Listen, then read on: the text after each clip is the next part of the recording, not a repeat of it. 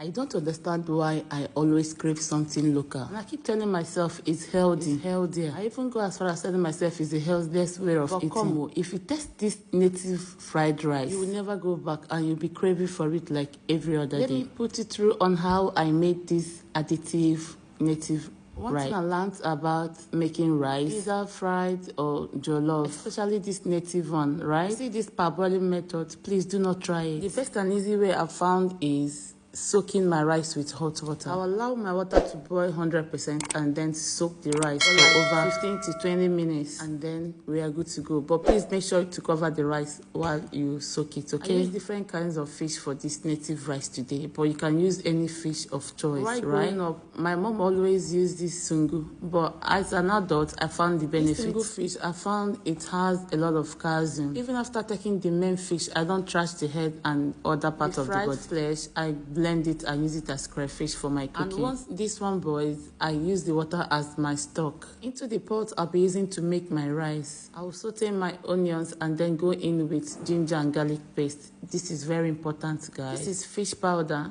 Remember we fried and blended the fish to powder, okay? And then added little crayfish and stir all of this together to fry for 2 to 3 minutes. In with my already chopped tomatoes. For this kind of rice, I prefer to slice or dice the tomatoes instead of blending. I mixed all of that together and allow it to fry till the oil settles on top. You see this black thing, ehuru, is very important in this preparation. I then went in with my salt and seasoning to taste. Mix all of it together and allow to cook for a few minutes. There's something about palm oil, it's always good on anything that you use it for, be it sauce, rice, or whatever. I love palm oil so much. Do you at all use palm oil to make your rice, or what do you use palm oil for? We think it's only for soup making. At this point, I went in with my fish stock and then stir all of this together and allow it to cook for a few minutes again. Remember, we are not using so much water for this food. If you like your native rice to be hot and spicy, do not fry the pepper. Even when I'm making normal stew, I don't like to fry my pepper as it tends to lower the hotness. Just like that, allow it to cook, and once it cooks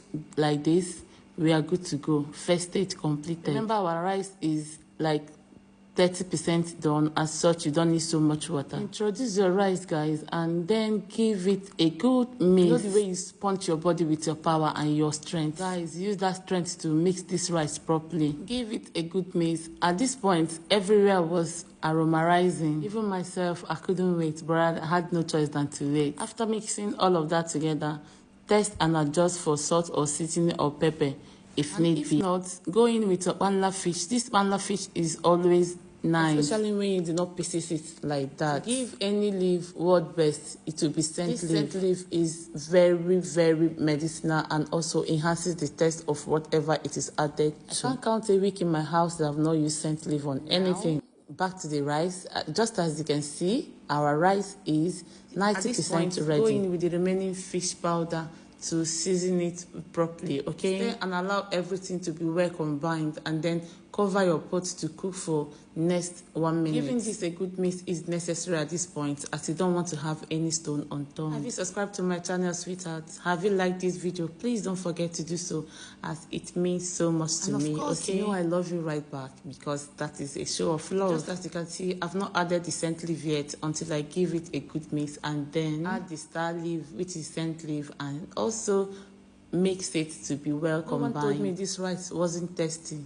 No one said it wasn't yummy. Even myself, I gave it 10 over 10 minus nothing, because it's really worth it. Have you had native jollof rice before? As you can see, it's so easy to make, and you don't really need to break a bank for you to achieve this. I love native foods, and it's so healthy. Here I paired with fried fish. Feel free to add any protein of choice. Most times when I make native rice, I use mackerel fish. Pair this with mackerel fish, I bet you the taste is out of this world. Food is ready, guys. Would you eat with me? One for you, one for me. Get your plate, get your spoon. Thank you for watching, and I hope to see you in my next one. Until then, eat healthy, take care of your body, because that's the only place you have to live in. Bye.